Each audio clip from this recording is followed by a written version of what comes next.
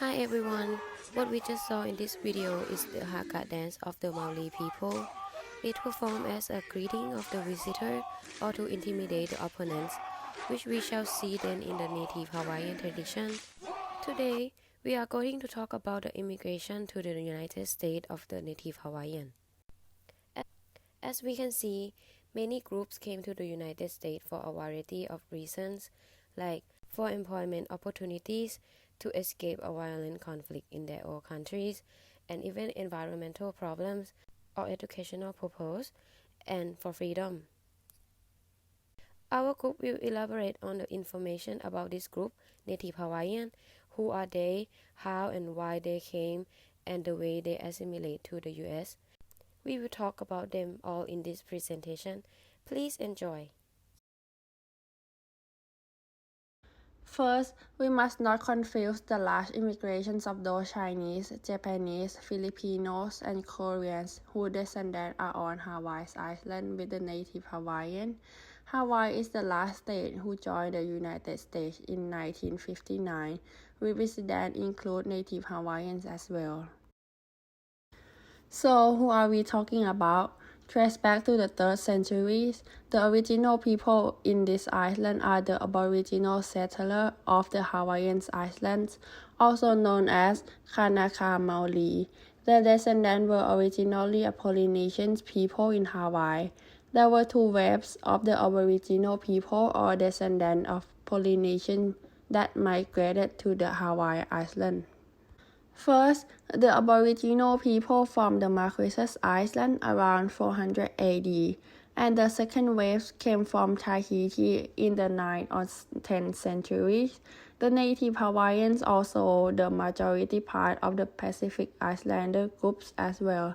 The pictures shown are the native Hawaiian school children and Hawaiian man with his 2 children. For Hawaii itself is the state, and Hawaii is named after its native people. It was an independent and sovereign nation, while Hawaiian is actually a culture. The native Hawaiian is a race classification used by the United States. So there are some differences between the Hawaii and the native Hawaiian. There were 37,656 identified as the native Hawaiian ancestry. In the 2000 US Census, around 283,430 residents of the native Hawaiian or Pacific Islander ancestry were identified. And by 2010, there were around 527,000 people identified as native Hawaiian and mixed race of one or more than 2 races. Around 156 people identify themselves as being truly native Hawaiian. Double-hulled canoes, the Polynesians spread across the Pacific for millennia, sailing with the help of stars and by closely observing ocean swells and bird flight paths. The second wave of colonizers arrived around 1000 AD, and they hailed from Tahiti, 2,400 miles from Hawaii as the crow flies. The Tahitians reportedly subdued the already settled populace and conquered the islands for themselves, giving rise to what would become a rigid class system and a relatively sophisticated form of government in which the chief class reigned supreme and the regular people had to do their bidding. The Polynesians stopped arriving in Hawaii around 1300 AD. In fact, they stopped taking long oceanic voyages entirely. The reason for the cessation has long been a mystery, but some scholars suggest that the Polynesians had been taking advantage of favorable wind patterns, and that when those patterns changed, they no longer had the wind at their back. Like the Polynesians before him, Captain James Cook is said to have discovered the Hawaiian Islands by accident. In 1778, his crew came to Waimea Bay on the island of Kauai at the time of Makahiki, a period of peace and prosperity, and they were treated well by the natives. It didn't hurt that Cook and his men, having come from Tahiti, were somewhat well-versed in island hospitality. The British sailors greeted the Hawaiians with gifts, and according to the Coffee Times, the islanders responded by granting 3 days' worth of adult favors. A second encounter 10 months later on the Big Island went swimmingly too, probably because Cook again arrived during Makahiki. The third time, though, was most definitely not the charm. Cook tried to set sail for the north in early February 1779, but had to return to shore to repair his ship. Tensions rose, and a boat was stolen from the British. Cook then attempted to take the king hostage to force the islanders to return his boat. Instead, they attacked him. Cook and 4 of his sailors were killed in the fight. So, we will talk about the reasons that the native Hawaiian came into the United States ever since Captain James Cook discovered Hawaii, as well as where in the mainland they mostly stay. Beginning with the 18th and 19th century, the first group lived in the United States were the fur traders that had been brought by British fur traders in Honolulu, Hawaii. John Jacob Astor used the native Hawaiian to build the city infrastructure and houses, and also worked in serving the company. They were taken through the ship from Honolulu to northwestern United States or Fort Astoria in February 1811. Because PFC required a large number of laborers in agricultural work, hunting, fishing, and to explore Kamehameha I orders. They mostly came and returned to Hawaii when their contract ended, but some had been moving in Astoria colony illegally. After 1813, native Hawaiians continued to migrate to the Pacific Northwest to work for other companies such as Hudson Bay Company that also operate and store in Hawaii, which was known as the Sandwich Islands, engaging in merchant shipping to the islands between 1828 and 1859, as well as Columbia Fishing and Trading Company. The Second Coming was a small group of Polynesian Protestant students who immigrated to the United States to study theology around 1819. The religion was another incentive. Polynesian Protestant theology students from the islands such as Hawaii, Guam, Tonga, or American Samoa, which includes the native Hawaiian immigrate to the United States to look for an education. From the 1830s, other groups of the native Hawaiian arrived on California shore, where they were traders and formed great communities. And during the California Gold Rush, many native Hawaiians migrated to California to work as miners. Many came overland and arrived by sea on California Trail and Gira River Trail. Those prior immigration of native Hawaiian was not allowed until 1873. The first native Hawaiians were given permission from the King Lunalilo to permanently immigrate to Salt Lake City, Utah of the United States. The first immigrants were Kiha Kawa and Hana Pukahi. Kiha was adopted by Mormon missionary President George Baker immediately upon arrival, making Kiha Kawa the first native Hawaiian to become a U.S. citizen in 1873. The Mormon believers believe that this is the promised land. They came here to help build Mormon church, and the first colony of the Hawaiian Mormons was established in Utah in 1889. So, where are they? The majority of native Hawaiians were living in the state of Hawaii, about 2/3, and the rest were spreading among other states around the American Southwest, especially in California. Small groups of Mormons were settling for a religious purpose since 1910 in Salt Lake City, Utah. The U.S. illegally occupied Hawaii in 1893 at the time of Queen Liliuokalani.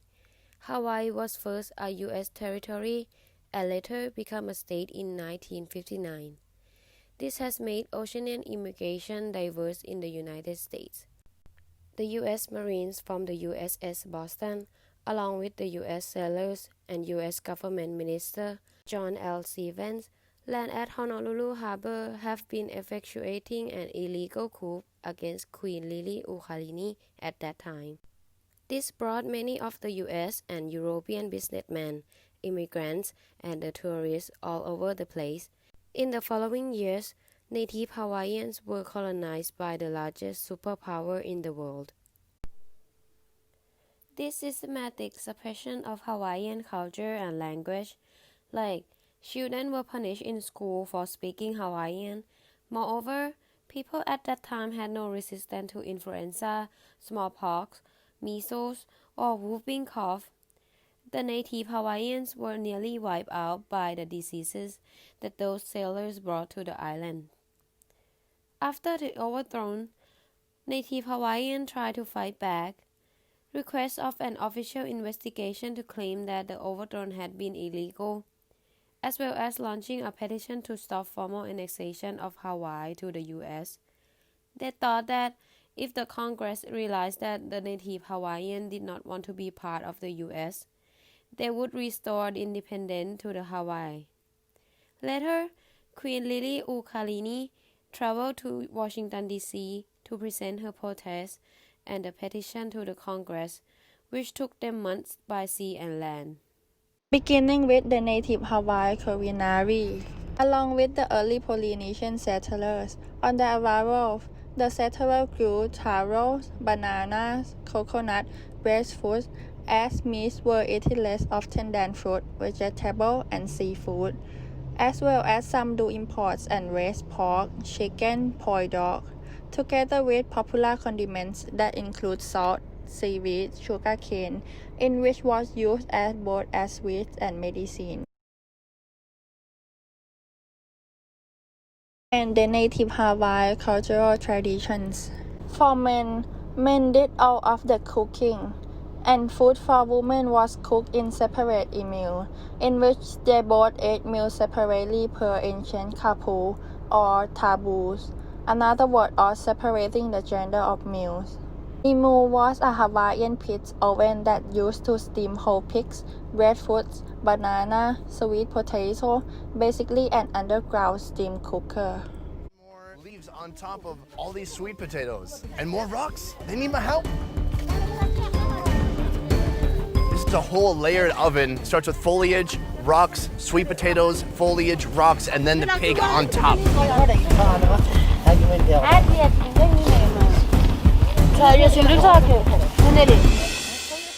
This is our final product right here. Now, let's talk about food.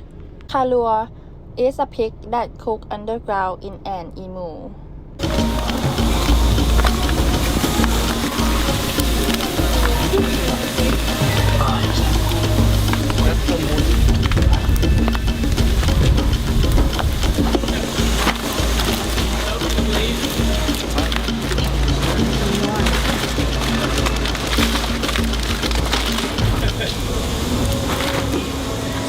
Poe is made from cooked, mashed, and sometimes lightly fermented taro, a starch staple for the native Hawaiian diets. You can just smell the aroma of this corn that was cooked in an underground oven. After mashing the taro, Poke, a raw marinated fish or other seafood salad that made with sea salt, seaweed, coconut oil, more recently with soy sauce and sesame oil. Sesame seeds, a splash of sesame oil, a little bit more than a splash, and our signature sauce, which is called tamura sauce. Ooh, what's in the tamura sauce? I can pretty much only tell you that there's shoyu in it. I can't tell you any more than that. And that is all she wrote on our tamura special. Squid lo'u is made with coconut milk cooked with taro leaf in a pot, sometimes has a creamy consistency.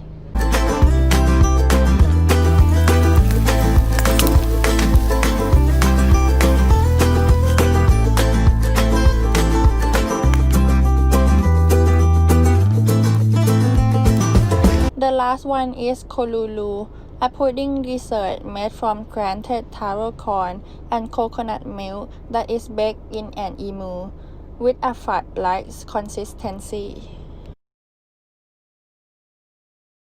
The hone ihu, or the touching of noses. It is a traditional method of greeting one another, whether it's a man and woman, two men or two women. It allows both people to exchange breath, which is the supremely important life force in Hawaiian understanding, and also share some sense and convert a close-knit relationships.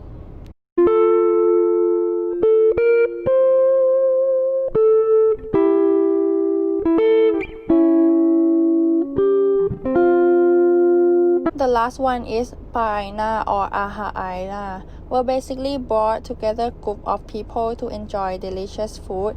To clarify, it is a tradition when a woman was to have her first child, her husband started raising a pig for the hawaiian, in which to celebrate the birth of child. The native Hawaiian has been little affected by the white man's long trains that carry hundreds of tons of sugar cane to the refineries every day, or by the fact that some of the largest sugar operations in the world are carried on in great modern plants filled with strange wheels and belts and other complex objects of a machine age.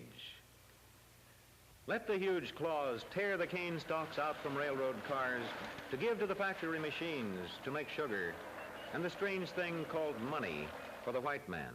Let the white man's cities grow up around convenient bays. Cities like Honolulu, where vast commercial houses have sprung up, where ships come in from the wide seas to rest and to take on new cargoes from the white man's plantations.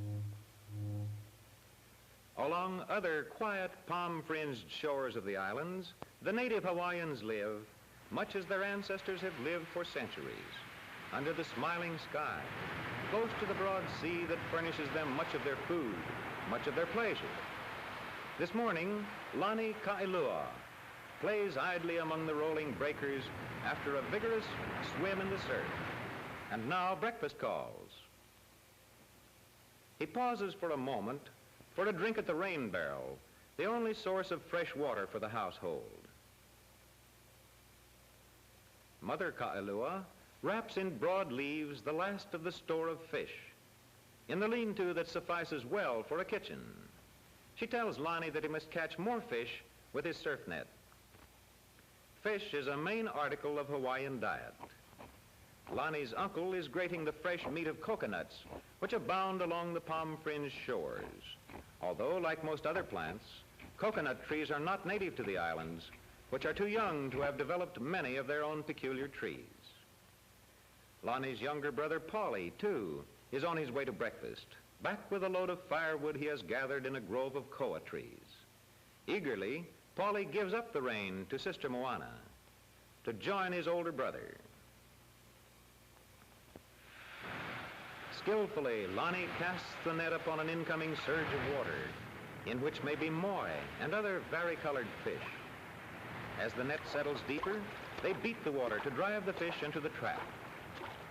Nets for fishing have been used from time immemorial, and the Hawaiian fishermen cling to this method in the lava-bordered Pacific surf.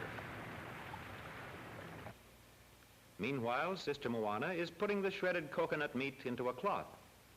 The rich, oily juice is squeezed out to make a kind of salad dressing to enrich the flavor of vegetable dishes. Now Lonnie's and Paulie's contribution to the breakfast brightly marked manini entangled in their surf net. These will be ready by the time the fish now prepared have been eaten.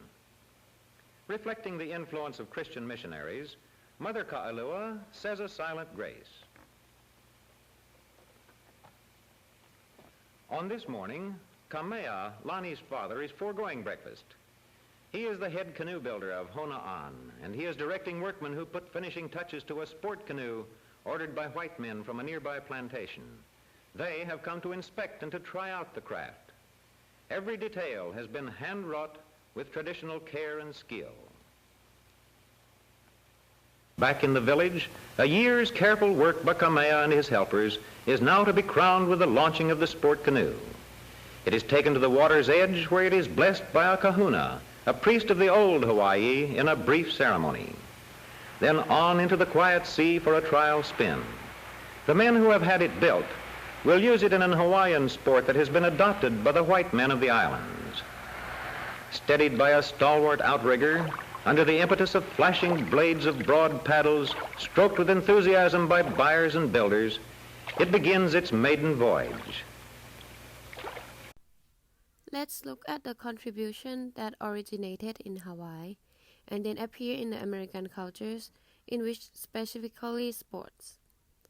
Beginning with the outrigger canoe paddling, it became an American and a world sport, as the canoe paddling was not only the way that native Hawaiians discovered the Hawaii, It was part of their everyday lifestyle. The paddling was a transportation at the time for one island to another, and has been a tradition of the native Hawaiian culture until people from all over the world had learned about Hawaiian culture. That in the 20th century, outrigger canoe paddling has become an international sport. Another sport that has influence from Hawaiian culture was surfing. Surfing has been a cultural activity on the island since the ancient times, and early Hawaiian surfing competitions were used to settle disputes between Icelanders as well. It represents far more to the native than just an entertainment sport or leisure activity. Religiously, when a surfer entered the water, they would pray to the god for safety and success as they attempt to challenge the god of the ocean.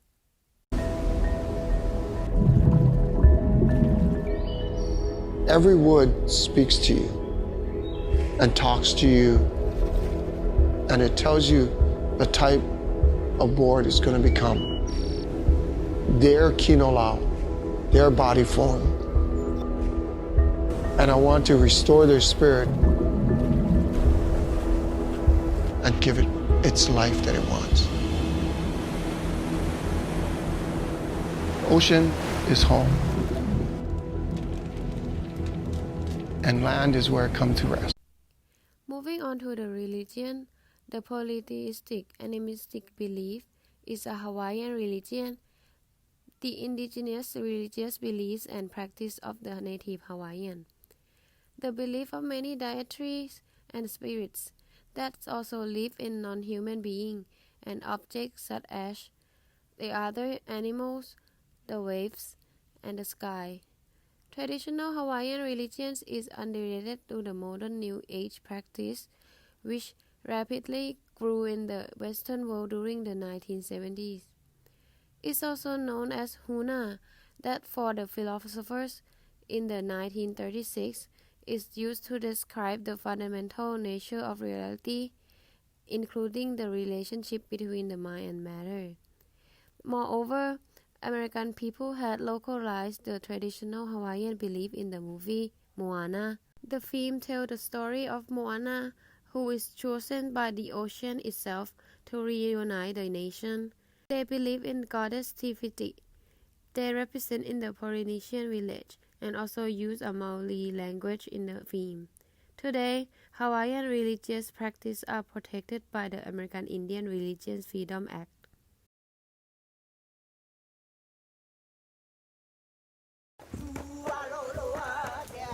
There are other places astronomy can exist.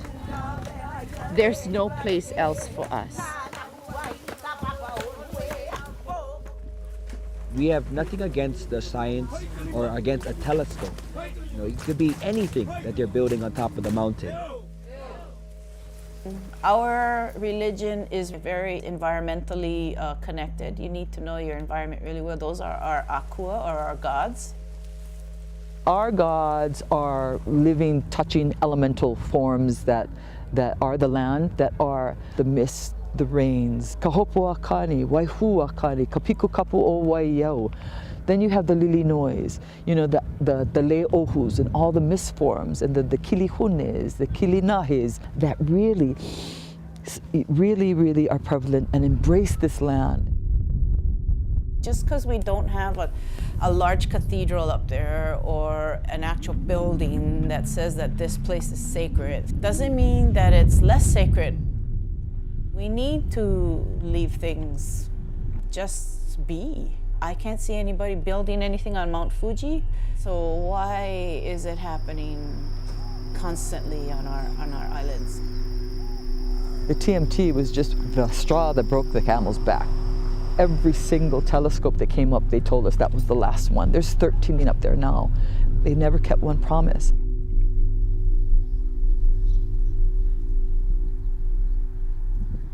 Since July 15th, Native Hawaiian protesters have formed something of a community of resistance on Mauna Kea to stop construction of the 30-meter telescope, which everyone just calls the TMT, from being built on the summit of this dormant, sacred volcano.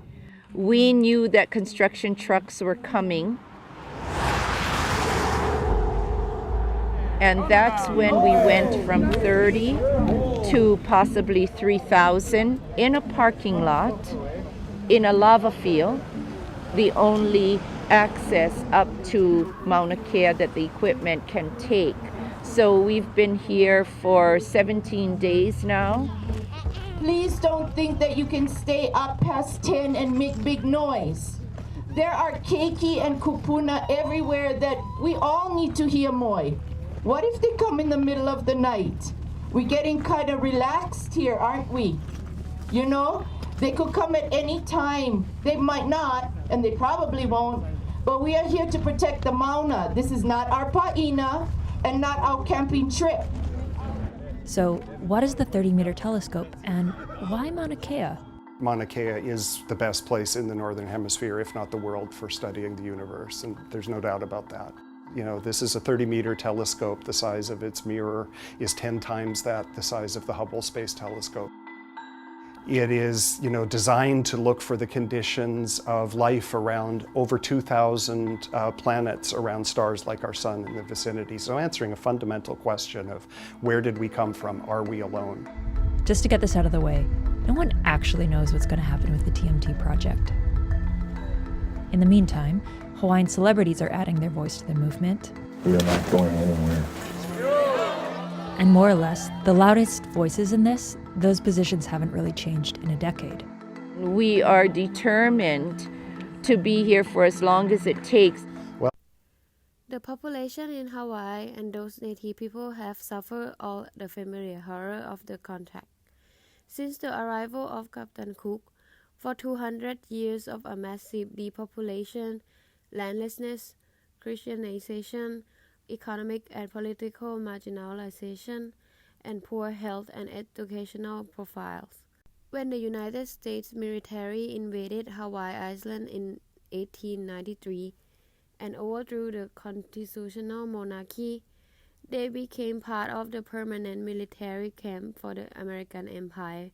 Entering the U.S. as a territory in the 1900s, Hawaii became a white planter outpost while their Islanders were in decline. Providing missionary descended sugar baron in the island and imperialist American on the continent, with their expanding territory in the Pacific.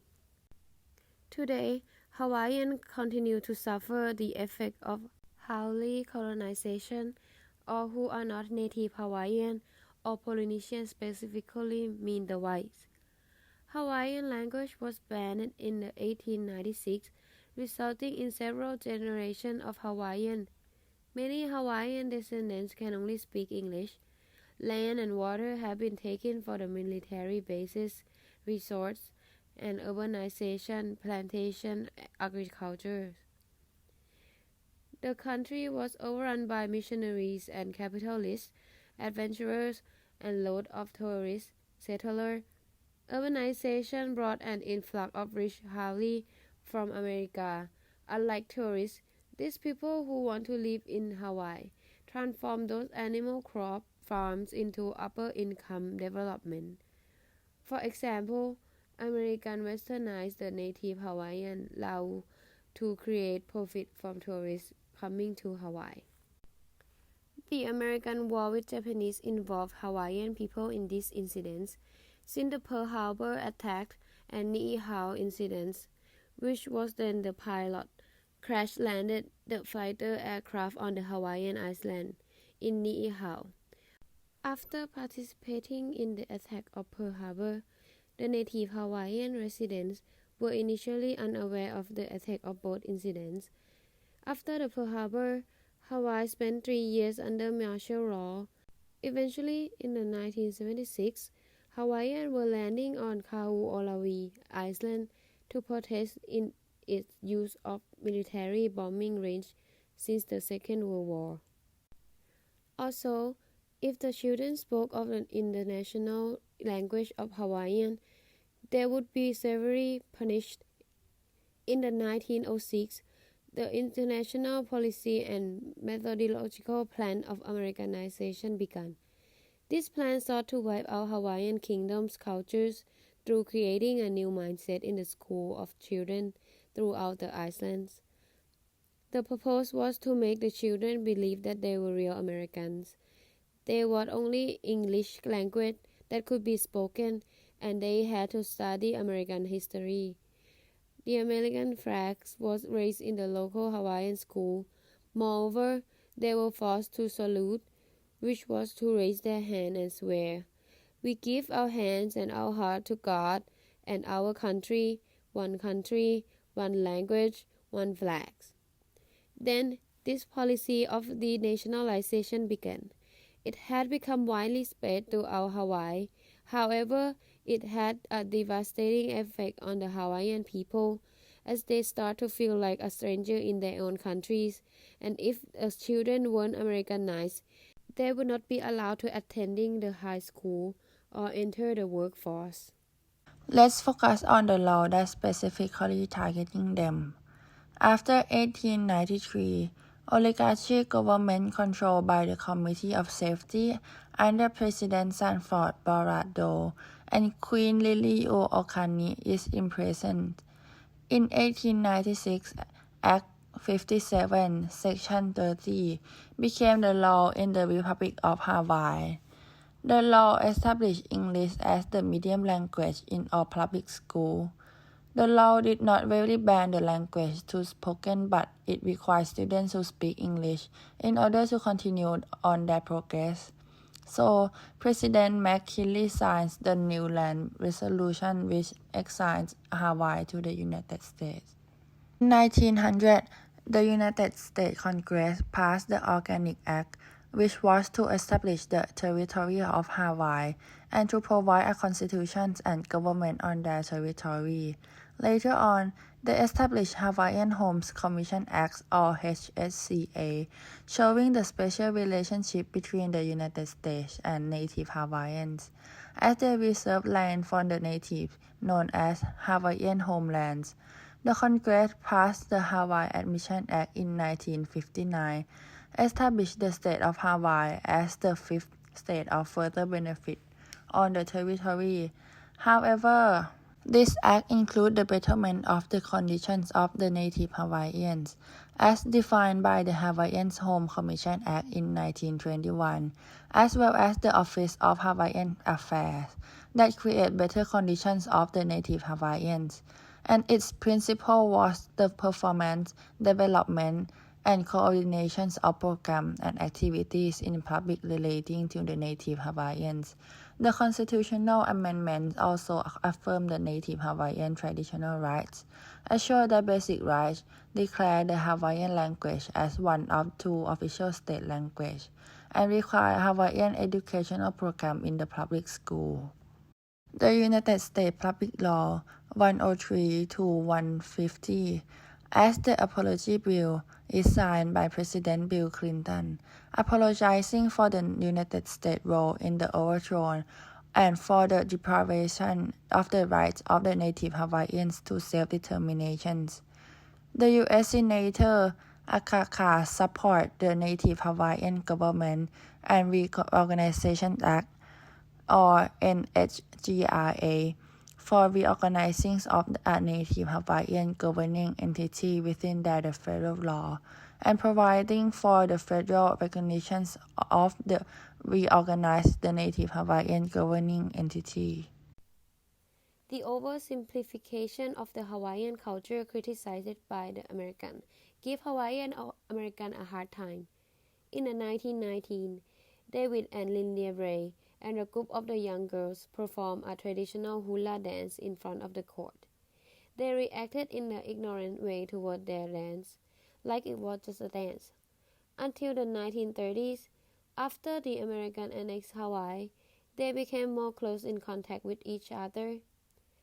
They began to use live performance as a communication. A westernized version of hula is performed, which created an imagined intimacy between them. Americans felt a true connection to the Hawaiian cultures. However, Hawaiians were upset about their land being annexed by the United States and want no part of American culture. Lu'u is the traditional Hawaiian party or the entertainment. Usually, they serve their traditional foods such as poi, kalupua, pork, lomi salmon, opihi, and huapia. Among people from Hawaii, the concept of lu'u was often blended, as we can see in the weddings or a birthday lu'u. The king Kamehameha II even removed a separated men and women meals.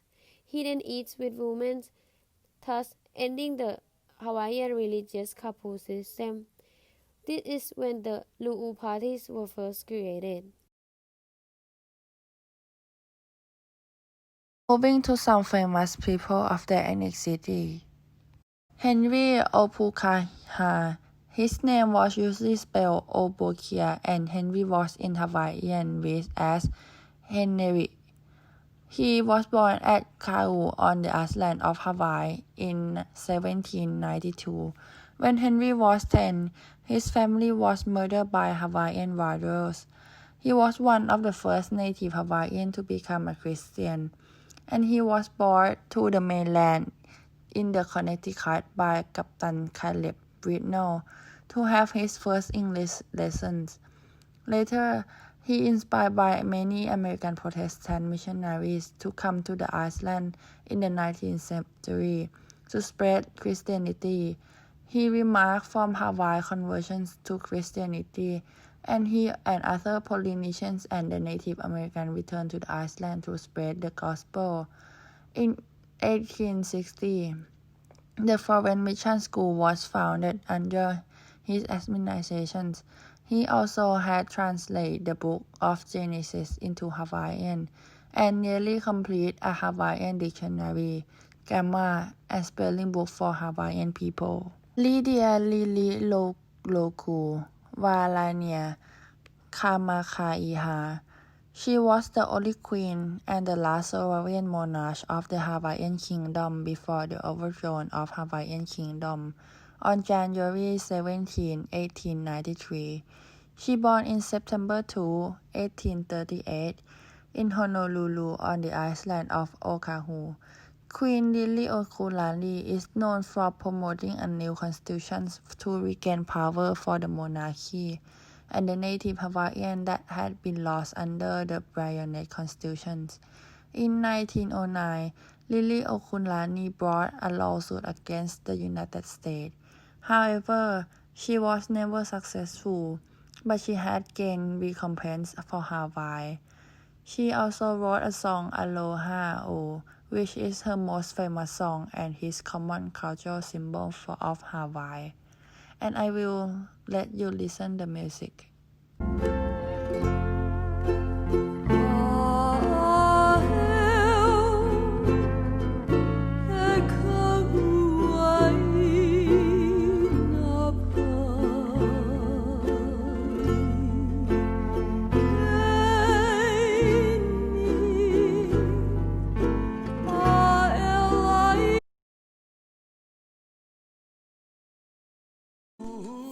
The famous people in the modern day is Rio Kaunoi Kamakawiwao, also called Broda Is or IC, one of the most recognizable Hawaiian singers.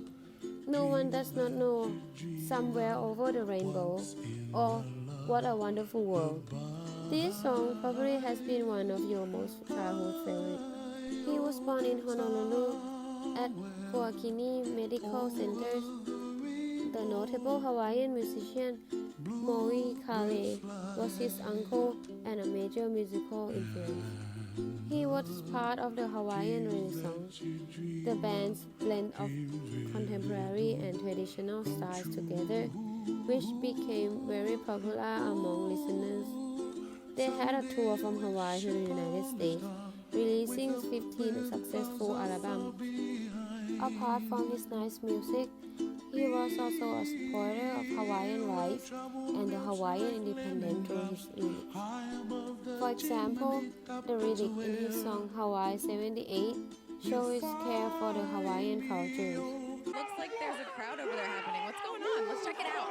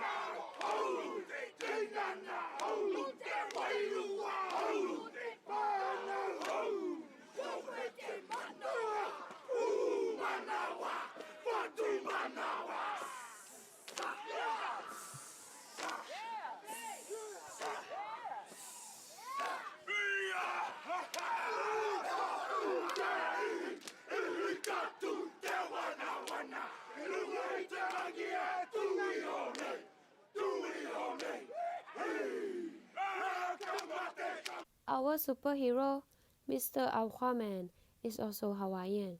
His real name is Joseph Jason Namakea Momoa. Momoa was born in 1979 in Nanakuli, Honolulu, Hawaii. He was raised in Norwalk, Iowa by his German and Irish mother. His father, though, is a native Hawaiian and Hawaiian Asian. He had once represented his culture through his audition for the role of Khal Drogo from Game of Thrones, in which he performed a haka, which is one of the intimidating Maori dance traditionally used to frighten the opponent or to welcome a visitor. Daniel Kahikina Akaka. Akaka was an American educator and politician, a member of the Democratic Party, and the first U.S. Senator of Native Hawaiian ancestry. He was born in Honolulu, Hawaii in 1924 to a Native Hawaiian descent. He also graduated from the Kamehameha Schools in 1942. He was a school teacher in Hawaii before becoming working to the government. In the Hawaiian office, Akaka later served as chair of the United States Senate Committee on Indian Affairs and the United States Senate Committee on Veteran Affairs. In 2000, he was significantly involved in the independence of Hawaii. Akaka sponsored legislation known as the Akaka Bill. The bill proposed to establish a process of U.S. federal recognition of the Hawaiian people to afford the sovereignty to the native people. The bill helped define people of Native Hawaiian as well as provide a new Hawaiian government to negotiate for lands, rights, and resources. In his later life as a senator, he gave his farewell speech with a traditional Hawaiian farewell, a hui hau, until we meet again.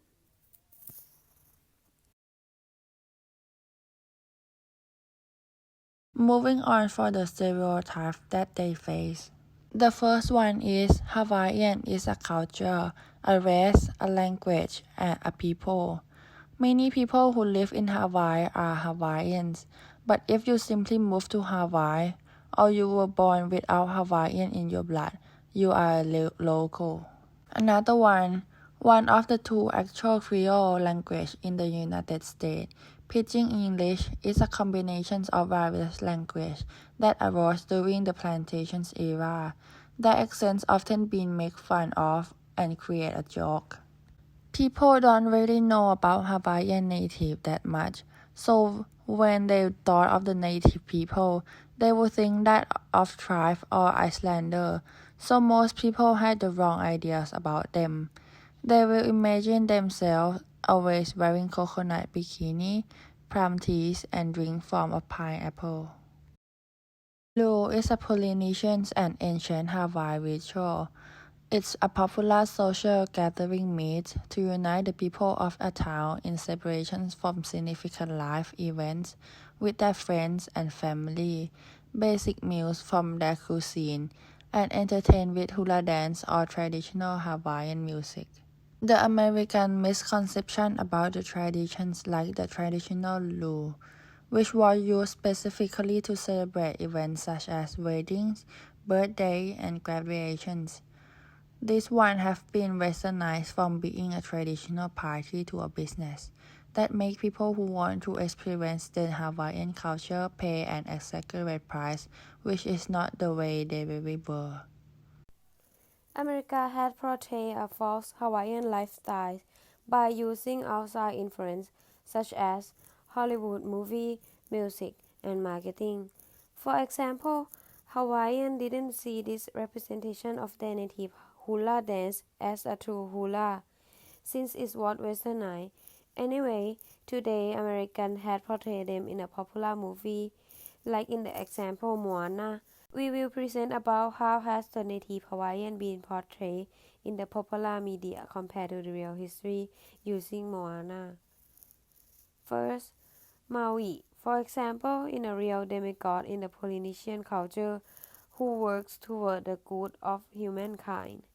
In the movie, Maui is portrayed as an overweight and unintelligent man, which is an offensive image of the culture. Second one, about Iceland and the coconut. Disney frequently portrays Iceland inhabitant to the coconut, which show a lack of originality. The idea of the Icelanders with coconuts is a comedy stereotype created by American TV show. Next one is Kakamora people. The portrait of the legendary Kakamora people in the movie is also unreal compared to the history. They are shown as a wild, dirty pirate wandering the ocean. In fact, they are a short stature mythological group of people or dwarfs of Hawaii. In Polynesian myth, they do not act or look like in the movie depiction at all.